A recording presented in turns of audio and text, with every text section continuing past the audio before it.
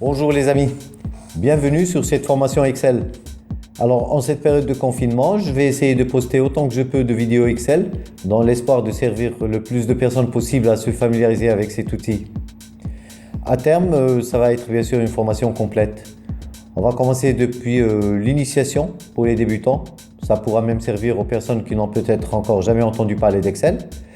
Jusqu'au niveau expert en passant par des tableaux croisés dynamiques et autres.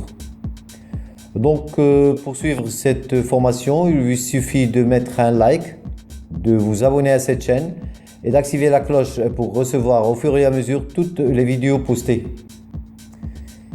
On y va, c'est parti. Alors voilà, on entame cette deuxième vidéo toujours au chapitre environnement et on va voir les différentes façons de quitter Excel, sauvegarde du ou des classeurs ouverts. Donc j'ouvre Excel. Voilà. Alors j'écris quelque chose. Et je ferme. Donc il y a différentes façons. Pour commencer, on va commencer par le raccourci clavier qui est Alt F4. Je mets Alt F4. Voilà. Ça me demande si je veux enregistrer mes données. Je mets non. Voilà. Excel est fermé. Alors j'ouvre Excel de nouveau. La deuxième façon de fermer Excel est d'ici, directement sur la croix. Donc quand je mets la croix, ça me dit toujours est-ce que je veux sauvegarder? Oui ou non. Donc je ne sauvegarde pas et ça ferme Excel. La troisième façon, donc aussi j'écris quelque chose et je viens sur fichier, puis fermer. Non, je ne veux pas sauvegarder, comme toujours.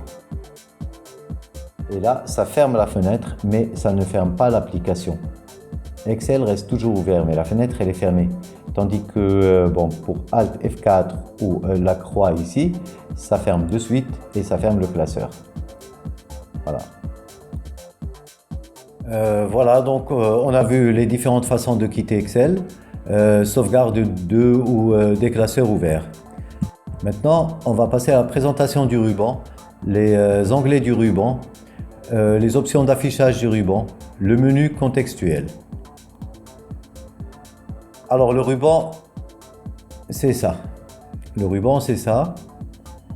Et il est composé d'onglets. Les onglets, c'est ce qu'on voit ici. Voilà, chaque onglet, il y a différentes commandes dedans et c'est classé par groupe. Comme par exemple ici, on a un groupe de commandes. C'est des groupes de commandes tous reliés à la police. Et puis avec ça, des fois on a une commande ici pour avoir plus de commandes. C'est une manette pour avoir plus de commandes qui n'ont pas été affichées ici sur le groupe directement ici. Donc on a accès à cette commande pour plus de fonctionnalités. Il y a d'autres commandes qu'on peut utiliser à partir d'ici. Voilà, c'est des fois on n'a pas cette commande. Par exemple ici, tout est affiché sur le groupe directement, même là, tout est affiché sur le groupe directement, mais des fois il y a plusieurs commandes qu'on n'affiche pas par manque d'espace. Et donc voilà, bon, et puis il y a ça c'est le ruban, les onglets du ruban, les options d'affichage du ruban. Alors le ruban normalement il est affiché comme ça. Maintenant on peut le rétracter pour avoir plus d'espace sur notre feuille de travail. Pour le rétracter, on vient ici sur cette flèche, on clique dessus. Qu'est-ce qu'on a? On n'a rien que les onglets qui apparaissent. On n'a rien que les onglets qui apparaissent, mais les autres commandes ont disparu pour avoir un petit peu plus d'espace sur la feuille de travail. Par contre, quand on clique sur un onglet, il y a le ruban qui réapparaît. On écrit, on clique sur la page et le ruban il disparaît encore. On clique sur cet onglet, il y a le ruban qui apparaît et qui disparaît. Et donc pour rétablir notre ruban, pour revenir à l'affichage normal par défaut, on vient ici. On a trois fonctions ici. Masquer automatiquement le ruban. Voilà, tout est masqué comme ça. Pour revenir, on vient sur les 3 points. On clique dessus et le ruban réapparaît.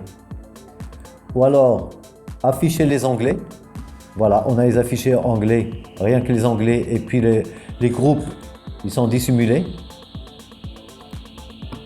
Voilà, on peut écrire quelque chose comme ça. Et puis le ruban, il n'apparaît pas parce qu'il est masqué.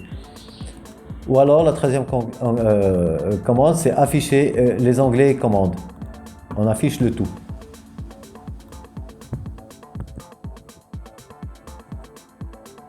Donc c'est ça, c'est les options du ruban. On a le menu contextuel. Le menu contextuel, c'est-à-dire qu'on a toujours un menu contextuel tout près de notre cellule pour faire plus vite. Par exemple, je veux faire un copier-coller. Alors si je viens sur le menu ici, je viens ici pour faire copier. Je clique sur cette cellule et je viens encore ici pour faire coller. Vous voyez, ça prend du temps. Alors que normalement, je passe par le bouton droit, je clique sur le bouton droit, j'ai mon menu contextuel qui est ici avec toutes les commandes habituelles que j'utilise. Toutes les commandes les plus utilisées. Par exemple, pour faire du copier-coller, il suffit de venir ici. Coller. Ça va très vite. Et donc voilà. En utilisant le menu contextuel,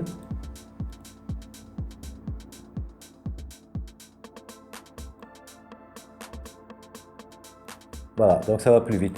On a un menu contextuel aussi pour les colonnes et pour les lignes.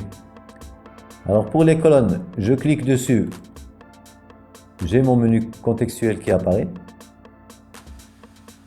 Je peux par exemple venir ici faire une bordure pour toute la colonne. Voilà. J'ai toute la colonne avec sa bordure. Je sélectionne, bouton droit. Et bon, je peux venir ici mettre tout ce qu'il y a dans la colonne au milieu, centré. Voilà, c'est centré directement pour toute la colonne. Donc on a le menu contextuel qui apparaît aussi pour colonne et pour la ligne de même. Je viens sur cette ligne où j'ai écrit, je mets le bouton droit dessus et les commandes sont là, je mets centré. Vous voyez, ici c'est centré automatiquement. Et tout ce qui va être écrit sur cette colonne va être centré de même. Je veux que ce soit en jaune, bon je mets le jaune ou alors une autre couleur. Donc le menu contextuel, ça sert à ça va plus vite. On a accès facile aux commandes. Au lieu de venir ici, de cliquer et puis venir chercher la commande ici. Voilà, ça prend beaucoup plus de temps et c'est pas aussi pratique. Avec le menu contextuel, bon, il suffit de cliquer, de bouton droit et vous avez toutes les commandes dont vous aurez besoin. Maintenant, on passe à découvrir l'onglet fichier. Alors, on va voir l'onglet fichier, le mode de backstage, le volet de gauche, les éléments de la zone de droite, fermer l'onglet fichier. Alors, pour venir sur l'onglet fichier il est ici. On a des fonctionnalités ici qui sont liées à notre classeur. Et puis, les 3 ici sont liés à Excel lui-même, pas au classeur où on travaille. Donc, on a ici informations, on a toutes les informations qu'on peut avoir, inspecter le classeur, etc. On a les informations dessus. Nouveau, bon, on a si on veut mettre un nouveau classeur, on a le choix. Soit on prend un nouveau classeur vierge, soit on prend un classeur préétabli par Excel, par Microsoft. Ouvrir, bon, on ouvre un classeur. Enregistrer, on peut enregistrer à l'endroit où il est ouvert, ou alors enregistrer sous, ça nous donne la possibilité de choisir un autre emplacement où on peut l'enregistrer. Je reviens sur fichier, enregistrer au format Adobe PDF, imprimer, partager, exporter, publier, fermer. Alors pour fermer, contrairement à ce qu'on peut croire, ici on ne ferme pas le classeur. On ne ferme pas Excel, on ferme rien que le classeur. Je reviens ici, je ferme, par exemple, je mets fermer. Je ferme mon classeur, mais Excel, il est toujours ouvert. voyez, Excel est toujours ouvert. Pour l'ouvrir de nouveau, je viens sur Fichier. Nouveau, voici mon classeur. Et je l'ouvre de nouveau. Et donc voilà, on a vu fermer. Ici c'est le compte, notre compte, les mises à jour et tout ça. Et puis votre avis et d'autres options. Ici on a des options si on veut afficher d'autres icônes sur le ruban, si on veut, il y a plein de fonctions ici de vérification, d'enregistrement de langue, options d'ergonomie, etc.